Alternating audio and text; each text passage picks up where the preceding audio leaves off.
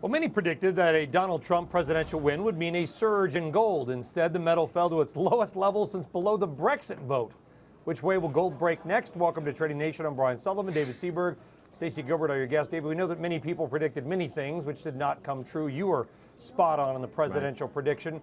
So what are you seeing from gold now?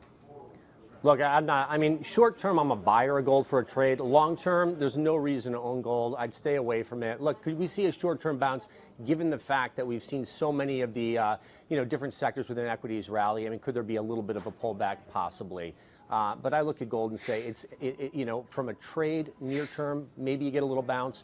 Stay away from it. Rates are going higher. We are clearly in a risk-on environment right now. We're seeing that rotation occur. I don't think there's any reason to paint a picture, or you can't really paint a picture to own gold for the long term here. Okay, Stacey, Gilbert, a view on gold. Do you agree with David? Disagree? I agree with David. We actually do own gold as a hedge and just some personal accounts like NUGT would be one of the ETFs. But a lot of that was heading into the Trump trade here, if you will. The thought was he could be very inflationary. We could have some concerns that the real rates are actually going to go negative, that everything is going to get crazier. One thing to keep in mind with both Brexit and the Trump win, both were basically being applied around a 15% probability by the marketplace.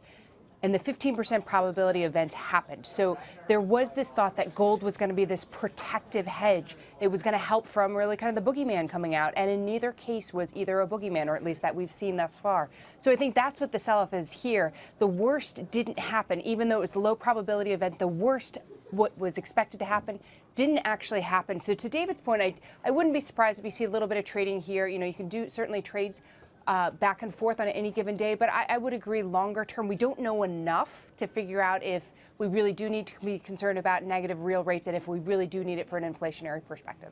All right, so maybe own it short term, a little bit of hedge. Both of you agree longer term gold should be sold. Stacey and David, thank you both very much. Yep. Just wait for the hate tweets from the gold bugs. Guys, thank you for watching Trading Nation. I'm Brian Sullivan. We'll see you next time.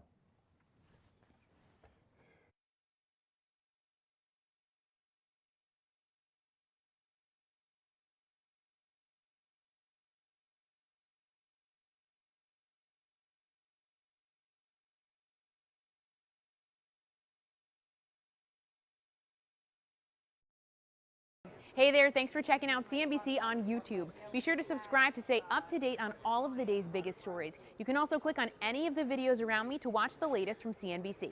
Thanks for watching.